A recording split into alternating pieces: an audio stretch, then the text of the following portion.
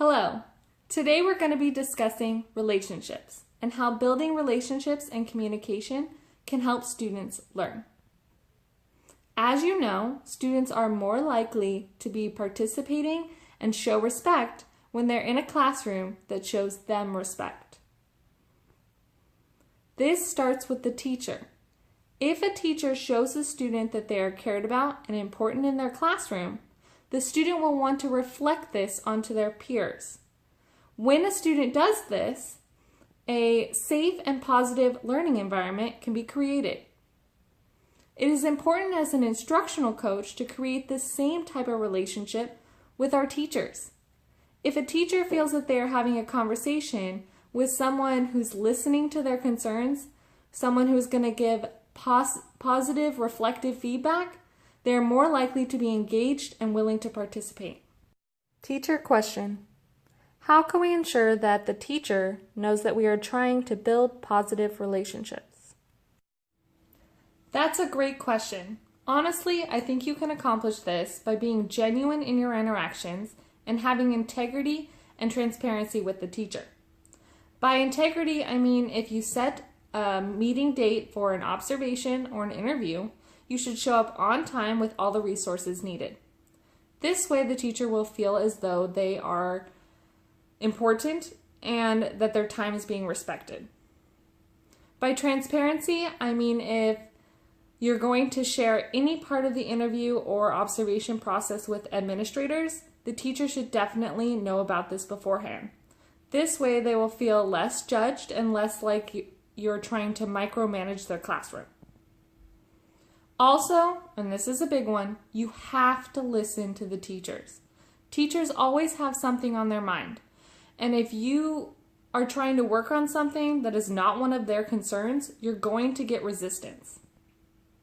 When you build a safe relationship with teachers, they will share what they struggle with. Don't shy away from this. Use it.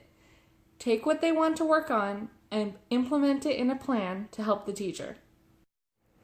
Teacher question: what are some ways we can easily connect with teachers and make these kinds of relationships?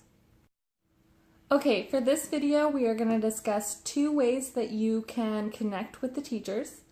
The first way I would suggest is a coach-teacher interview. This interview should happen before you come into their classroom for an observation. This lets the teacher know that you want to know their opinion. You respect them as a teacher and know that they have goals in their teaching, and you want to recognize these before you observe them or judge them in any way. You want to make the teacher think that they are not another observation on your list. They are important to you, and their success is your success.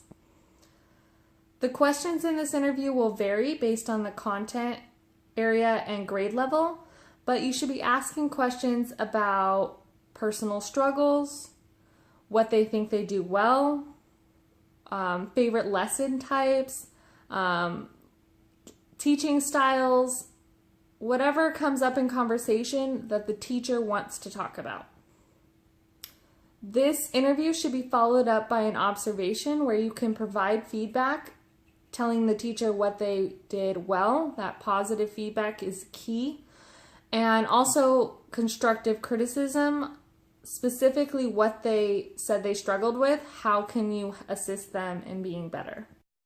The second way we're going to discuss today is a group method to help the staff as a whole start building relationships with one another. If the staff is more open to communication and you are a part of these circles creating this open communication, then they will be more likely to communicate with you. The style I would suggest is restorative circles.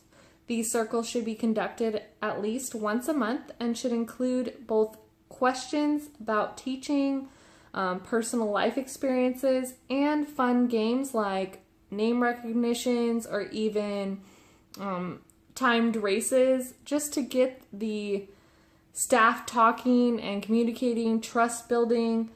When you build these relationships among the staff and people are talking to each other, they're more likely to talk to you. Teacher question: How would you debrief and give this positive feedback or effective criticism? I'm glad you asked. Personally, I would use whatever method the teacher is most comfortable with. Some teachers would love to sit down after school with you and discuss a lesson and ask questions. Some of them would rather you call them on their prep period because that's their paid time to talk to you. I would honestly use whatever method the teacher is more willing to participate in, because this way the teacher will feel that their time is respected and they will be more likely to be engaged in the conversation. Whether you use over the phone, email, in person, I would recommend having everything in writing, either a hard copy or via email sent to the teacher, so that if the teacher wants to refer back to it when it's not fresh in their mind, they have that resource. Now that covers the logistics of how and where to conduct the feedback, but I would also like to discuss what the feedback should look like. It is important during feedback to focus on what the teacher wanted to be focusing on. For example, if the teacher wanted you to be watching for time management, you should not be discussing partnering or the way the classroom is laid out. This shows that the teacher that you are not valuing their opinion or paying attention to what they want to grow in. Also, keep it positive. These teachers have 35 students in their classroom. If nobody died, it was a good day. Make sure you tell them you did this great. It would go even better if you added this. Don't be negative. I don't like that you did. Make it positive. Tell these teachers they're doing a great job and they will be more likely to tweak things and become even better. It is important during the feedback to also provide time for teachers to tell you what they thought of the lesson, what they thought went well, what they would change if they were to teach it again. This way you're not being repetitive in their thoughts. Your discussion can be original, and the teacher will feel as though they're not being judged, but they're a part of the conversation. I really hope that this video helps you create better relationships with your teachers and students. If you have any further questions, feel free to email me or drop a comment on the bottom of this video, and I will respond as quickly as I can. Thank you.